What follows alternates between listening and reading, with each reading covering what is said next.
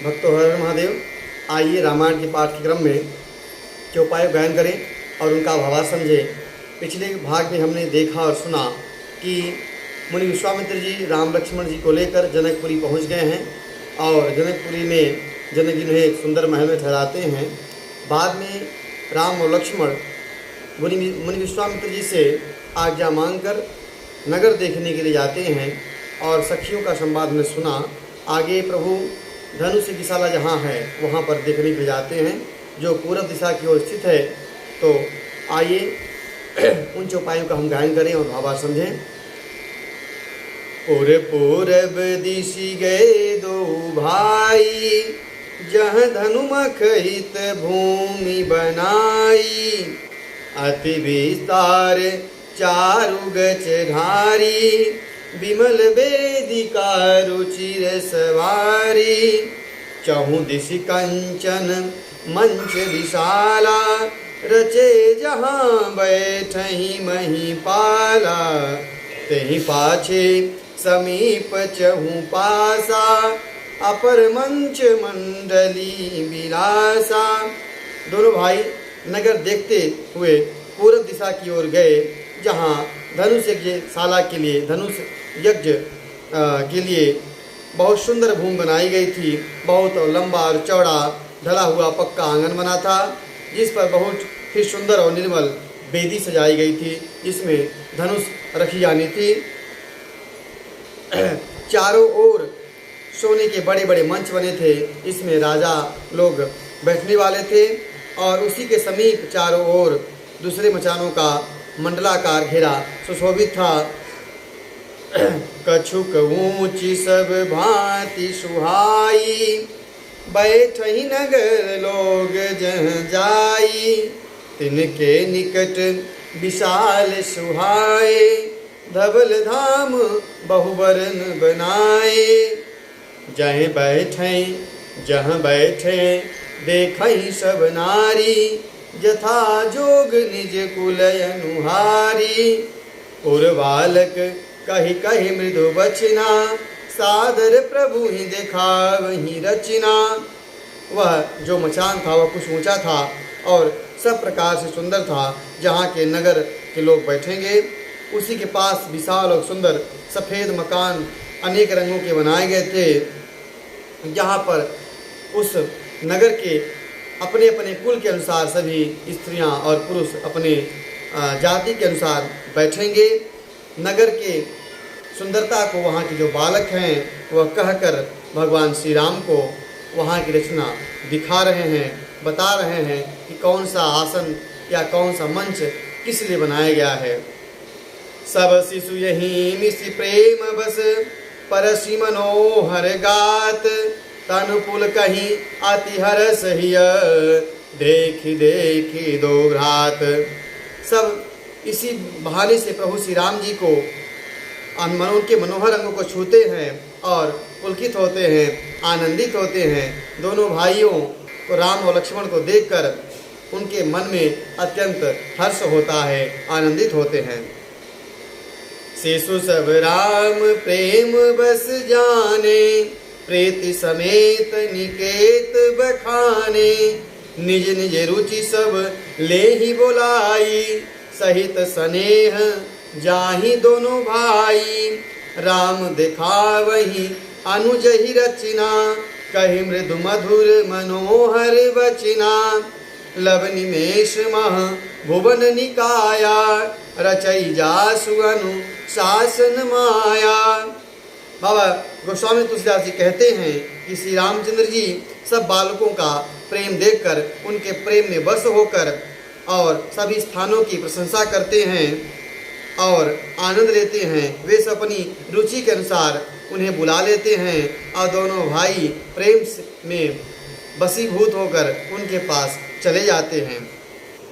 प्रभु श्री रामचंद्र जी अपने भाई अनुज को, लक्ष्मण जी को जनकपुरी की रचना को दिखाते हैं। अब मीठी मीठी वाणी कहकर उन्हें समझा रहे हैं। प्रभु श्री राम रचना देखकर मोहित हो रहे हैं जबकि प्रभु के एक इशारे से जो माया है तो वह पूरी सृष्टि की रचना कर देती है। उनके इच्छा मात्र से वह प्रभु वहाँ की रचना का बखान कर रहे हैं।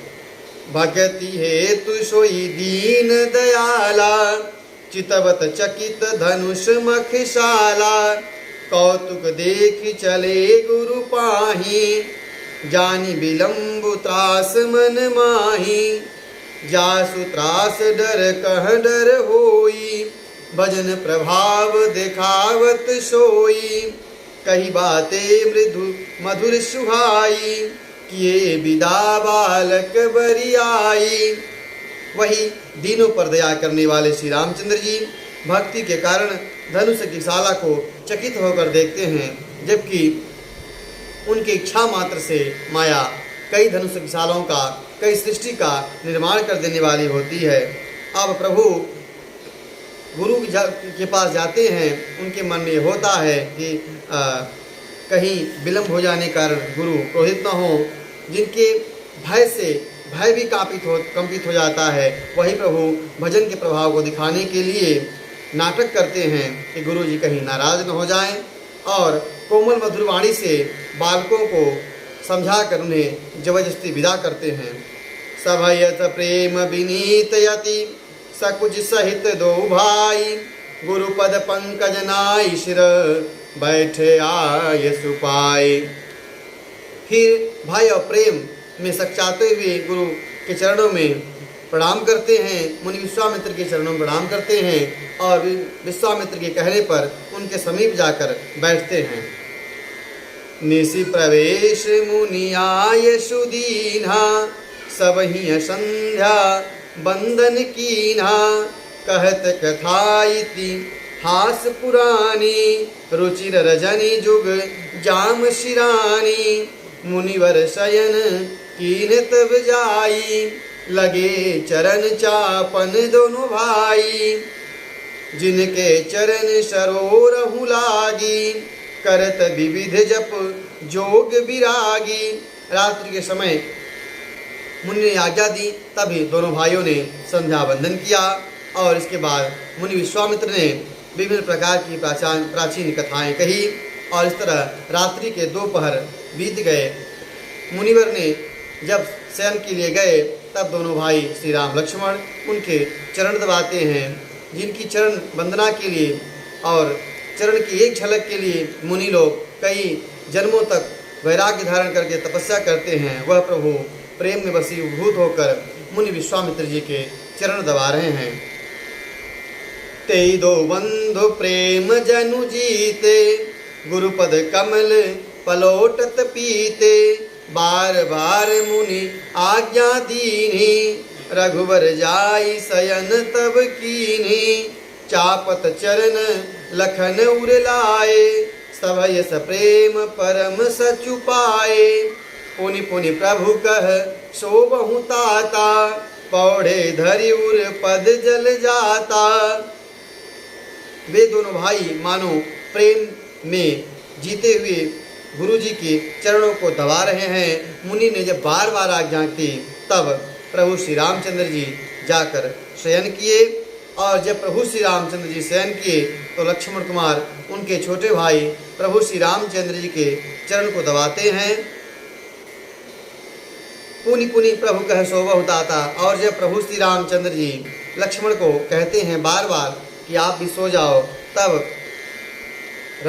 लक्ष्मण जी वहीं पर भगवान के चरण कमलों को अपने सीने पर रखकर वहीं सो जाते हैं। उठे लखन निश विगद सुनी, अरुण शिखा दुनिकान, गुरु ते पहले ही जगतपति, जागे राम सुजान। रात बीत जाने पर जब मुर्गे की आवाज़ होती है तो लक्ष्मण जी जग जाते हैं, और उसके बाद जगत के स्वामी श्री रामचंद्र जी जगते हैं, और इसके बाद गुरु जी बाद में जगते हैं। आगे कथा में हम कहेंगे प्रभु श्री रामचंद्र जी वाटिका में जाते हैं फूल तोड़ने, जहाँ जानकी जी से उनकी मुलाकात होती है। जानकी जी उनको देखती हैं, प्रभु श्री रामचंद्र जी उनको देखते हैं। आज की कथा यहीं तक। हर हर महादेव। कथा अच्छी लगी हो तो YouTube चैनल को सब्सक्राइब करें, वीडियो को शेयर करें, कमेंट करें। हर हर महादेव।